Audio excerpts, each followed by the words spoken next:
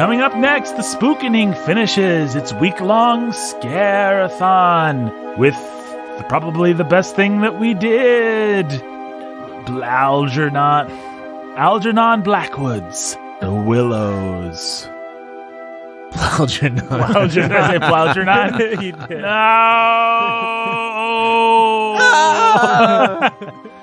Hey everybody, welcome to the Spookening. It's just me, Nathan, your humble and obedient host. I know all week I've been telling you I'm a humble and obedient ghost. You thought I died and was just a disembodied, incorporeal spirit taking control of your microphone.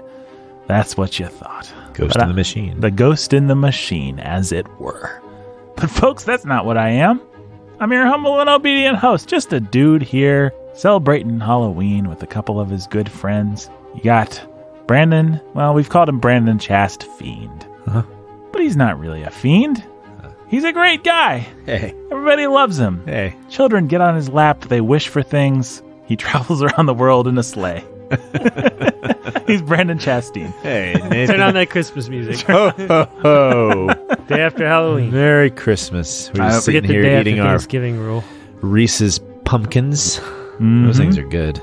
They're all right. I find that a traditional Reese, I think, actually has the best Balance ratio of chocolate and peanut butter. But you can't No, be... I mean, the eggs. Easter. The Ooh, eggs. Jake Those- actually speaks correctly. The Good eggs are point. The eggs are great. Better than the pumpkins, I'd say. Yeah, the eggs are the superior form Yeah. of Reese's. But No. Reese's in general Peanut are butter just great. cups. Yeah, Yeah, it's one of the best Yeah, candies. sure. I think that goes without saying. Peanut butter and chocolate. What can you do? We should introduce our third person, though. And folks, Who's that? I have a confession to make about him, too. Oh, no. He's Jacob Menskiller, the master of bleeding. Oh, no. Spooky. No, folks. He's not the master of bleeding. He's the master of feeding on flesh, as we decided Rotten yesterday. and moist flesh. Rotten flesh. It's like one of those, what's the thing that makes tingles on the back of your spine? You know, that where like ladies on YouTube talking and like, hey, I'm going to rub this hairbrush now. ASMR. ASMR. It's like one of those ASMR things. Flesh. Moist. Oh, my God. Dick Stop. moist flesh. Don't do that to the bleeder, Brandon. He's not really a bleeder. He's Jake Menzel. He likes to read, and he's a master of it. He has a bleeding heart. And he has a bleeding heart. We should get him to a hospital. No, he's got a heart as big as a house. He's a great guy. He doesn't just travel around at Christmas and give people presents, No. but he might hop into their house and leave some eggs and candy. He's Jacob Menzel. Oh. Guys, Nathan might flap around with his little wings and a diaper, shooting his arrow. do I flap around with my little wings and a diaper, shooting an arrow? Yeah. All the live long day. All the live long day. Well, we're going a little stir crazy. But You know, the last couple of days I've been wanting to I've been waiting for you to call me the pastor as a master, and then you changed it. You were going to call me the pastor as a master of bleeding, and then you asked me how I was doing. I was going to say bloody masterful, but then it never happened, and now I'm Jake, I'm really so sorry. disappointed. And You never set me up for that. on top of Nathan. that, I don't know how you're doing. Which You are is, a failure, Nathan. Bloody you know what? masterful. Thanks for asking. Hey now, you're an all-star. Get your game on. Go play. Hey now, you're an all-star. Get your game on. Get paid. And all that glitters is gold. Takes a shooting star to break the mold. Oh my goodness. Y'all should at least know the lyrics if you're going to try it. Can you do it? Cool place. I Say can't. I it's could probably do the whole stupid song, but I'm not singing for you. Did you see that awesome? There was this girl on Twitter. She's some sort of like news celebrity. Ah, yes. Yeah. The girl on Twitter. the news celebrity. The No, Oscar but like, news she's a celebrity journalist. girl. That's the word Yes. for it. News celebrity. But she would have at the opening to each of her tweets a different word of that song for like months and months until finally she said, somebody go back and look at the first word of each of my tweets. And it was, hey, now you're an all-star. And it was the whole song. It was really funny. Wow. Does she realize she's Special. going to die one day? Never going to give you up. Never going to let you down. That would have been, People have done that. Rick rolled. Yeah. No, I love those People news have stars, written though. papers. People are Essays. peepers? I said people have written papers. Oh, I thought you said Or people are essays. peepers. That would have made a lot of sense. Yeah. Well, people aren't peepers, but eyes are peepers. And speaking of eyes, I'm eager to hear. Frogs are peepers. Springtime, we get spring peepers. Never will it be spring. Nevermore. I'm leaving all this in. Nevermore. This is the 5th episode for this week. I think people can give us a little leeway to have a little fun, right? Gonna be great. It's going to be great. Give me a minute, Nathan. What? You still trying to transition us from eyes, or? You just gotta listen. I'm listening. Up. Listen. I was trying to do it. The last sentences that I just said, I'm never gonna give you up. Oh, you're rickrolling me? I was rickrolling you, Nathan. You saucy dog. Man. I've been rickrolled. That's a wrap. You saucy dog. What the heck is that? You saucy dog. Brandon the saucy dog. Where did you read that one? I don't know. You've been reading too much H.P. Lovecraft. Unhappy is he dog, who's a you. saucy dog. Oh, it's polished glass. A saucy dog trapped in a chamber with brown hangings With brown and hangings. antique. Yeah, that's like the worst. You do not want to be a saucy dog trapped in a brown hanging chamber. With antique books. That didn't sound so bad. Yeah, it really didn't. I mean, he read enough to speak English. Yeah, he knew how to read. Somebody taught him how to read. Yeah. Or did they? Or did they? Yeah. Ooh, scary. Guys, let's not make fun of illiteracy. It really is one of the scariest things. I'm glad we're taking a stance What if on this this. turned into a PSA for For a good example of this, go check out the 1-star reviews of the Bookening. Shots Burn. fired. We're sorry. If you're an idiot, you can listen to us too. We are okay with You that. might get smarter You might get smarter I restrained myself. if you can understand our words. if you can understand our words. Yeah, dummies. Yeah. No, we're sorry. Dummies and idiots, welcome. And saucy dogs like Brandon. Yeah, that's right. Saucy dog. What the heck? Brandon's just a Saucy dog. Saucy dog. That should be our next T-shirt. Saucy dog. You saucy dog, you. It's a term of affection, Jake. Yeah. Is it? Yeah, when someone's like a lovable Really? rascal, you say, Yeah. "You saucy dog." Oh, you saucy dog.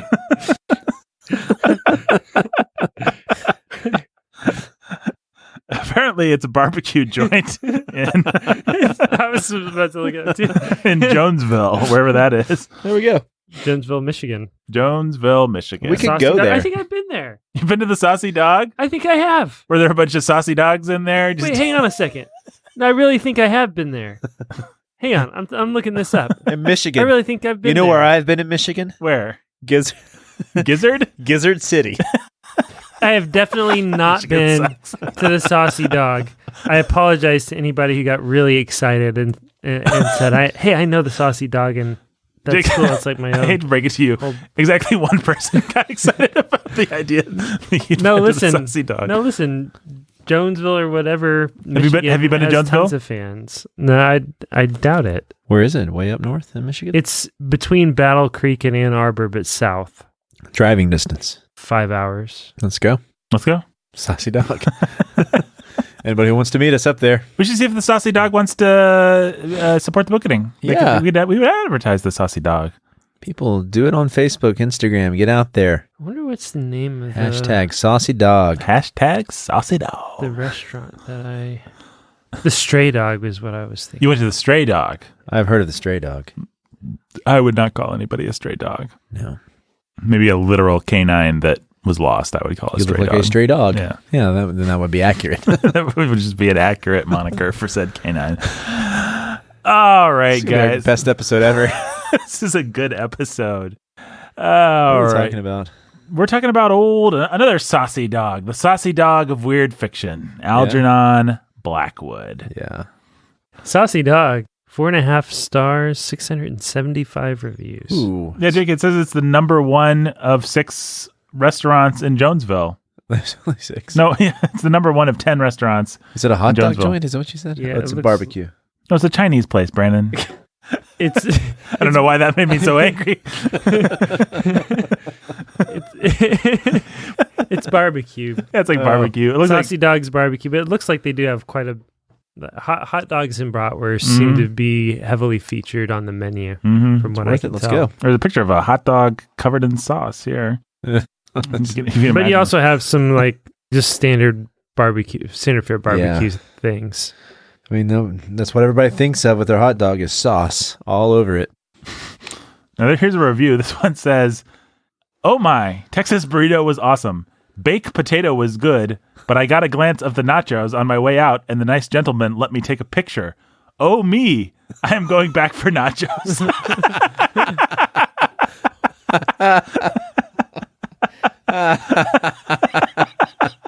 Can you find a picture of these nachos? Yeah, he did take a picture of the nachos. Let's see. Oh, that looks like some good nachos right there. Well, I'll drive 5 hours for those nachos. I would say oh me to these nachos. Oh, brother. You guys want to talk about Algernon Blackwood now, or you want to keep this talking is the about... only story we wanted to talk about. But we're It like, is. we could have filled some time in those other episodes, but This 1-star review is about as sophisticated as our 1-star reviews. let's hear it. I was so sad. I'd been wanting to got here for a long time and was really excited about it. The atmosphere was pretty cool, but everything else horrible. I wouldn't go back if you paid me. It took them over 10 minutes to even get our drink order and was frustrating because you could see all the waitress staff sitting up by the kitchen area talking and looking right at us while we were staring at them waiting to be served. Then after she finally got our drinks, it was time for a refill. We had to wave someone down who wasn't even our waitress for the refill. Once we finally got the food, it was nasty. My wife burger was black and My wife burger? my wife burger was black and dry. Wretched is he whose wife burger is black and dry. sounds like My brisket was cold and tasted like someone threw, as in walk through the door, threw up on it. I took one bite and left the rest. She never checked on us once. I have to try for 10 minutes more to even get the check. And then she came over to the table, looked right at my full meal just sitting there and doesn't even have the decency to ask if it was okay or anything. Wow. I will never return. What a waste of $30. I like the image of the wait staff just standing around the soda machines, staring at you while they have a conversation. That's amazing. The most passive aggressive restaurant ever. No wonder. Those Someone saucy should have dogs. written a scary short story about Yes. Well, that is the scariest thing. Don't is like bad being customer lied service. to and not even asked for my ID when I wanted a drink. What? Okay. 1 star. This is his next 1-star review. Don't like being lied to and not even asked for my ID when I wanted a drink. You're complaining about not being asked for your ID when you wanted a drink. 2. And also being lied to. I want to know more about the lie. This review is entitled 2 stars. Better hope the bathroom isn't occupied.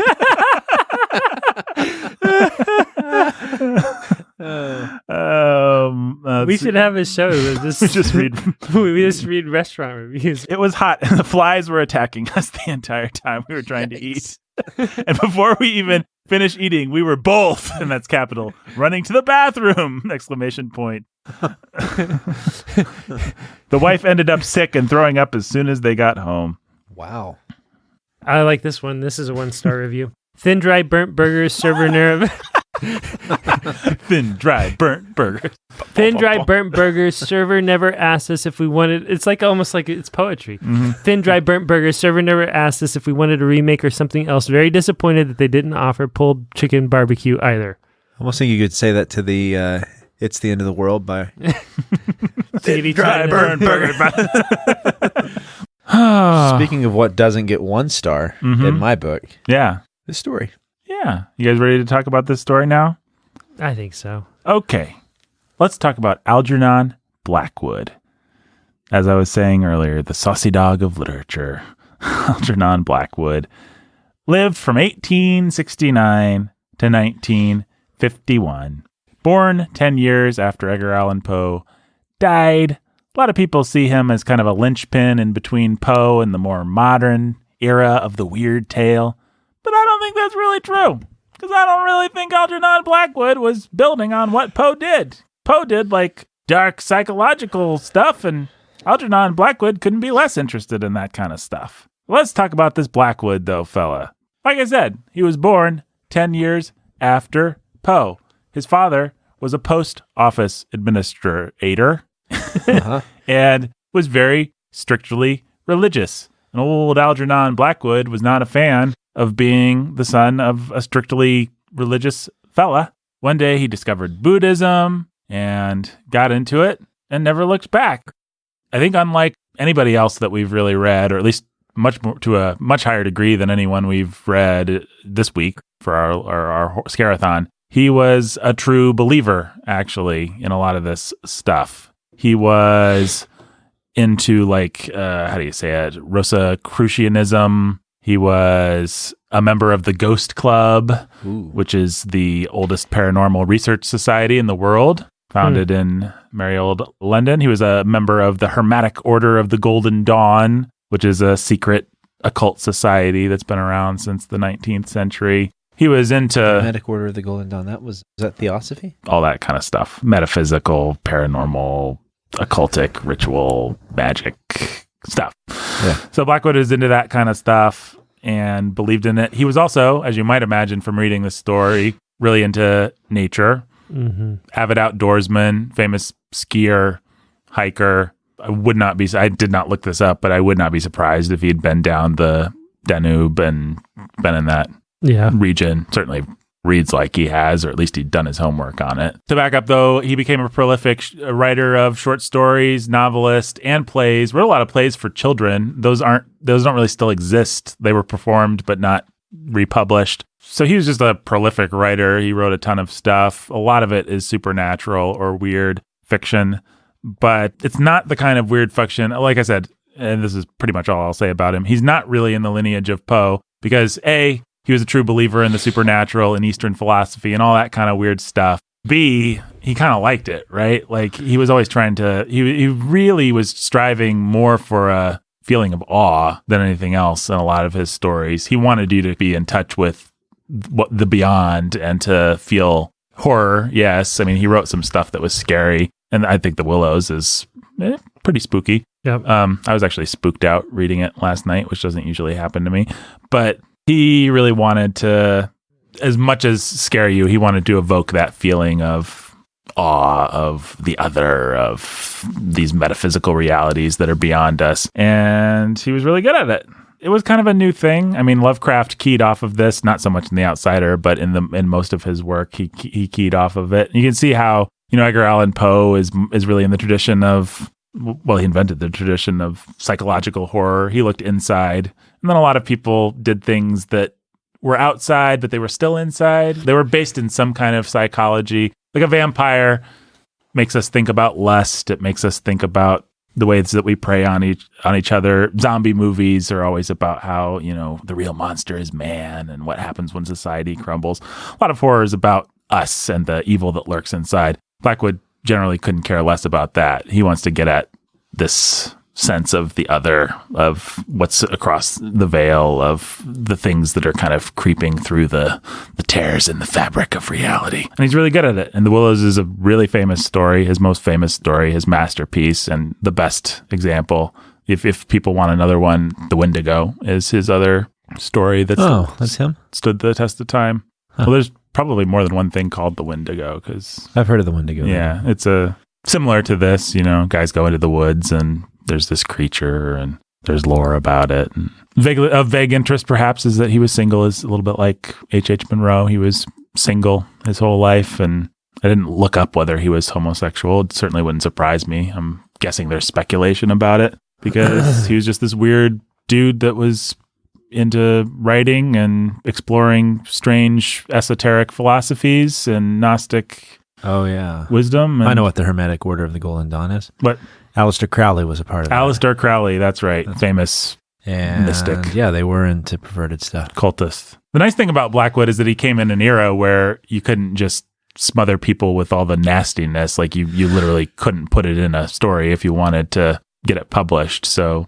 he had to be restrained in the way that he portrayed this stuff. And I think it helps. It makes his stories more effective and also keeps out a lot of gross stuff that I'm sure would leak into this kind of. Could have helped Tennessee Williams out. Yeah, we'll talk about that next week, I guess. So the Willows. Let's talk about the Willows. What do you guys think about the Willows? I thought as a horror story, it was very effective. It wasn't over the top. It works a lot through the weird setting and the mystery of everything. What we saw with some of the more successful horror stories we've read, I guess ambiguity is the way to put it, of what's actually happening, whether it's psychological or whether it's actual real supernatural activity, with heavy leaning towards, yes, it's actually supernatural, but you still don't know. And that's where the horror comes in is it madness or is it real? Yeah. Some of the most ambiguous touches were the creepiest to me, like that otter. Yeah. That is either an otter or a dead body a corpse, or a log or something else. Yeah. That was actually the part that spooked me out reading it last night, with only one lamp in my bedroom on. It was just creepy to contemplate that. What did you think of the story, Jake? I had that experience of, this is that story. Mm-hmm. Oh, yes, I know this story. I remember this story. This story is in the back of my mind and lives there, is evoked by other scenes and other stories or other scenes and other things, but I can't quite put my finger on where I read it or what it was. It was like the discovery of something that I knew had made a real impression on me as a kid, whenever it was that I read it. I have no idea when. I remembered it. It came back real quick, and it was just like that. I was like, oh, this is that story. That story that lives in the back of my mind and plays into different things, different thoughts, different... For me, it's actually if I go canoeing or if I'm walking along a certain kind of riverbank, the story will pop into my mind. Yeah, or even... Yeah, I just think about this story connected with lots of things like that. Mm-hmm. But I could never remember what the story was or where I'd read it or kind of put my finger on it. So it was really... Once I just opened to the first page of it, I even may have suspected it was it by the title, but I didn't quite know. And then as I started reading it, I was just like, oh, yes, this is that story. Mm-hmm. Oh, yeah. And then I got really excited about reading it. Yeah. And I really enjoyed it. Again, enjoyed coming back to it after who knows how long. It could be anywhere from 15 to 25 years ago, for all I know. The last time I read it. It was just cool and fun to go back and reread it and remember it and find it to be just as great, compelling, and effective. I don't think I got spooked by it. I don't think I would have if I'd read it during the day. I read everything at night before bed, often by a single lamp. I just wasn't... I didn't read it in one sitting. I wasn't able to because I think I was just too tired. It's a long story. Yeah, it's like 40 pages or something. Yeah. Yeah, and this is pretty fine print too, so I think I had to split it into 2 sittings. Maybe even more, for all I remember. I read it today at the library, and I wasn't spooked. Well, I wasn't scared by it, but it gave me an eerie feeling, for sure. And it's not a complex story, and you see some of his weird occultism come through with the... Like this is an area where it touches on some other dimension. The fabric of the dimension is more thin or something. And then the weird amber figures that are rising into the sky. So there's some strangeness to it, but I never felt like it broke. He leaves it just vague enough. Yes, yeah. Like the guy is speculating a lot about what it is that's happening, but you don't actually know whether he's right or not. I think that I felt more ambiguity about it the first time I read it than this time. What I remembered coming to it was the river is the thing. Right. And maybe we're getting at the gods, the nymphs, the dryads that, populated these old stories. That's more the impression that that lingered in my mind. This time it was like, he actually is thinking about something a little different than that. Yeah, the author clearly had.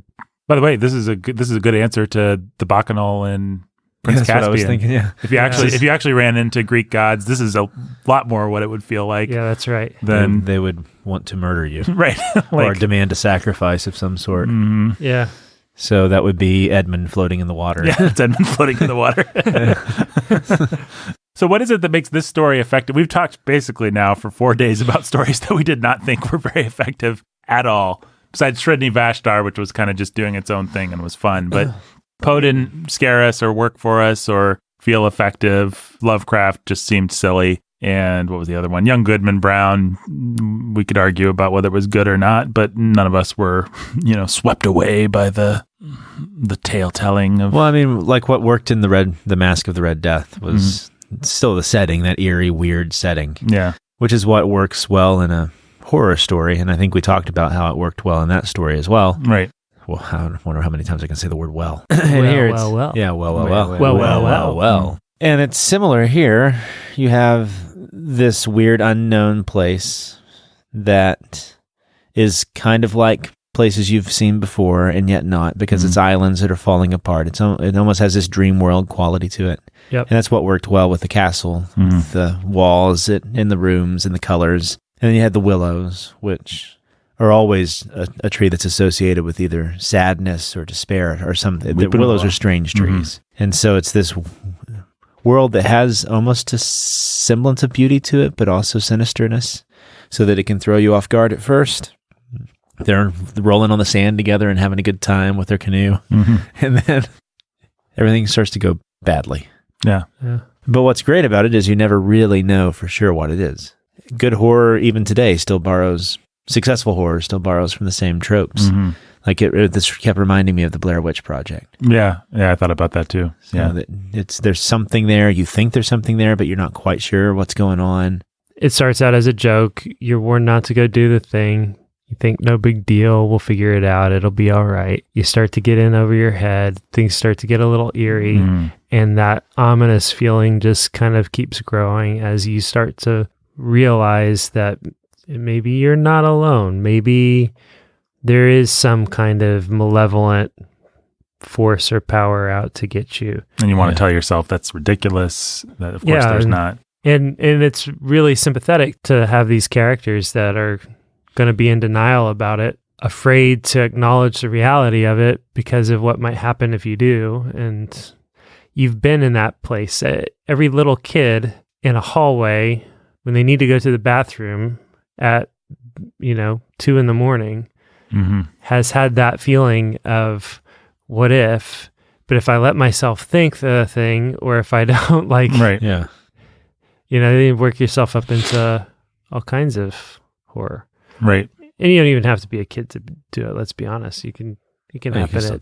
Well, it's funny that you say that, because this story made me think about, what it actually made me think about, strangely enough, was stranger danger, which for me was a big thing as a kid. And there was actually a lot of gay panic stuff happening in my conservative Christian community when I was just, 5 or 6 years old. And so you'd hear about people that would snatch you, and you would hear about people that would put needles in telephone booths so that when you went to get your change, you'd prick yourself and get a disease. There was this feeling of just sick, like there's this malevolent thing out there. That was how I understood it as a kid, was just like, there's this creepy other out there. We're not talking about human beings here. I'm sorry, gay community.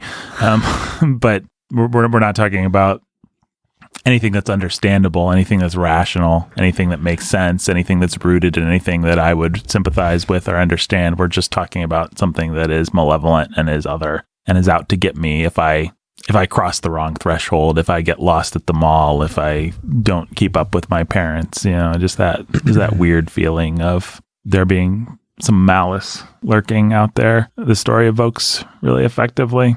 I guess the other thing I'd say about it is, in terms of how it differentiates itself in a good way from the other stories we read, the other three that we didn't like, particularly Lovecraft and Poe, really always feel like they're striving for effect, whereas this story just begins very calmly and naturally and naturalistically. It feels much more effortless. It just feels like it's this could be the beginning of a New Yorker article about what it's like to go down the Danube. Yeah.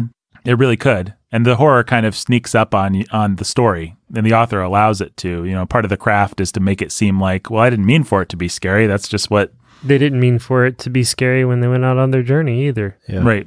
It's just what happened. It sneaks up on you the way it sneaks up on them. Which is much more relatable and therefore scary than somebody like Lovecraft being like, I was in a dank, unhappy is he who's in the scariest place in the world. You know? And wretched are the souls that find themselves in this very oddly specific circumstance. Right. With lots of antique books. And Poe's like, everyone was dying of scariness. And so Mr. Scary went into his scary palace. Ooh. Where scary things happened until a scary monster made everyone die in scary poses. You know, it's just like, if everything's scary, nothing's scary. Whereas this story, it's more rooted in the kinds of ways that fear actually does sneak up on you. Oh, I could get lost, my childhood fear. I could get lost in a very prosaic place with my parents, the mall, the library, whatever, and suddenly it's a scary place. Oh, I can be wandering in the woods, get off the path, I can be lost. Well, yeah, and that's the thing about this story is it just starts with there is a real imminent physical danger. If the river floods, it can end up all over the place, and then it might recede, and then you might be left high and dry somewhere. Right. And the more it floods, the more dangerous these little places where you're going to try to camp are going to get. So if you don't get swept away and drowned, you might end up stranded out in the middle of nowhere with no idea of which direction or how to get to a place where you can get back to the river or get back to civilization. That's just the real threat. And they think that's kind of exhilarating and cool and exciting even. Yeah. And they're willing to risk it and figure it out. And so then as it happens, it starts to freak them out a little bit, but they have a good sense of humor about it, but then the supernatural starts to creep in and there's this whole other element that gets added to it. Or is it added to it so much as this was always the danger that was hanging over you and you were being blithe about it. That's the thing, is it feels like karma. It's like, oh, we think we can just go into desolate places and own them because that's who we are. But you don't know what's there. But you don't know what's there. You? Yeah, you've trespassed. Yeah, and you didn't even have the wherewithal to realize you were trespassing, but you have no business being there. The thing we've read that this actually reminded me the most of is the very effective opening passage of Dracula. Yeah, I wondered if you would say that. Easy to make fun of after a certain point, but the opening part where Jonathan Hyker, it's kind of similar actually. He goes into Transylvania. He's just there on a business trip. The tension starts building. He gets to the castle. There's this weird old man, but he's not so off-put that he's going to go screaming right then, and then these crazy things start to happen. The difference with Dracula is that you finally have to just be like, and there was a vampire, and he was gorged with blood, and he had sexy breath. You have to suddenly show the monster, and here you don't, which is really much more effective to leave it to your imagination. Yeah. You don't really know what was going on and what these creatures were, and it's much more scary that way. No, I mean, I think that it's a good culmination of this week. Yeah. Well, because it does well what we've wanted these other stories to do. Right. Here's the other thing that I think makes it effective, and that's that it is real. The horror that it's the thing that it's tapping into, it's scary, I think, exactly because it is real. The best for me, the horror stories that get under my skin are the ones that make me actually confront the fact that we really do live in a supernatural world. And we just like to blithely go about our day pretending like that everything is all material and that the immaterial doesn't exist, that there are no such things as angels and demons and a God in heaven and a devil that's real, and that we don't have souls and there aren't spiritual realities and there aren't malevolent powers out to get us. And it's like our boy C.S. Lewis likes to say, the greatest trick the devil, I don't know if that was Lewis or not, ever played was convincing the world that he didn't exist. Yeah, isn't that Lewis? And I think that's the ending to that stupid movie with Kevin Spacey, Kaiser Soze. Yes, but I think C.S. Lewis did say that too. Yeah, I think it might be certainly a quote. Screw Tape did talk about. That's right. It's Screw Tape. Yeah. Screw Tape didn't. That quote's not Screw Tape, but it's something. I think it's in an introduction. But definitely Lewis and Screw Tape is playing with the idea of, hey, be careful, and if you can keep him unaware of you and of spiritual things, that's for the best. The minute that you make yourself too overt is the minute that you'll freak him out and he'll turn to the enemy. Right.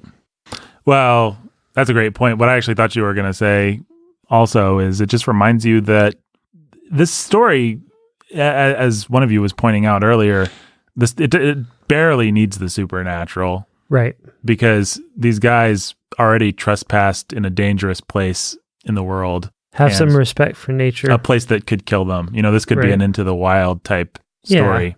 Yeah. And it adds the supernatural and does it effectively, but it's only really giving an extra nudge to something that's already creepy and terrifying to contemplate, which is the idea that you can wander off the beaten path into the wrong place and you can get yourself killed, and you can still do that. I don't know if you guys have ever had the experience of getting lost in the woods, like in Indiana, but I've done it. And it's pretty terrifying, the fact that you can actually just get lost in the woods and not be able to find your way out. And you have an idea that if you just keep walking north, or, you choose a direction, you keep walking, eventually you'll find something, and probably you will. But then you read stories about people in North America who die, who get lost in... Yep. Experienced hikers and campers who are out, and for whatever reason, there's a storm, or they wander off the trail, or they follow a false trail, and then they just die. Yep. And then you think about, I think it's something that good horror stories can do effectively and cathartically is just help us face our own mortality. You think about the other ways that you can just wander off the beaten path and get yourself killed, the ways that nature can trick you. The fact that people die of cancer, even something as simple as that. The fact that just the simple idea that we think we have control of our lives. We think we have control over nature. We think we have everything in a row, and that nothing will ever happen to us. A story like this, I think, very effectively plays on the fear that something might. You could just simply turn the wrong corner or do the wrong thing, go the wrong place, and you could find yourself dead. It doesn't have to be that much more profound than that to be an effective story. There are more things in heaven and earth's ratio than are dreamed of in your books. Anything else to say about The Willows? No. This is one of the stories. I know an effective visual story or if an effective descriptive story when it makes me want to actually look up pictures of whatever the author's talking about. Did you look it up? I did, yeah, and it was interesting. So there are pictures of it? Yeah, you can find pictures of the Willows and on the new. It's nothing all that spectacular to just see a photograph of. But all right, guys, shall we do our final donor shout-outs? Yeah. Of this week of terror. Let's shout out, or scream out, I should say. Six-Pack Zach with a scream attack, and Catherine with a knack for laying down the smack. Anthony, who is cold and hates life, liberty, and the pursuit of cheese. Oh! Which, by the way, wretched is he who hates the pursuit of cheese. Jiu-Jitsu Jeffrey, the Texas Ranger. That was sad.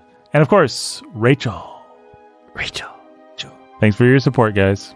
If you'd like to have a donor shout out or scream out, go to patreon.com/thebookening. You can get it by supporting us for at least $10 a month and get other things for supporting us at other levels. Support us for less, still get cool stuff, but not get a donor shout out. Thank you for joining us for this terrifying week, folks. I hope your teeth are still in your teeth sockets. You haven't chattered them away. I hope your hair hasn't turned white with fright. I hope that you'll have a very merry Thanksgiving season and Christmas season, and I hope you'll continue to listen to The Bookening as we discuss some wonderful plays. Well, not so wonderful plays, maybe. I don't know. We'll decide. But we're going to discuss some plays next week, and then we will discuss Midnight's Children, a novel that I encourage you to read. Or do I? I think I do. We'll see. Find out. And then War and Peace. You can read Midnight's Children if you have the discretion to skip certain things. Yeah, there you go. Die, everyone. Good die. Happy Halloween until next year. Fear. So Midnight's Children is going to become our Thanksgiving I guess. novel.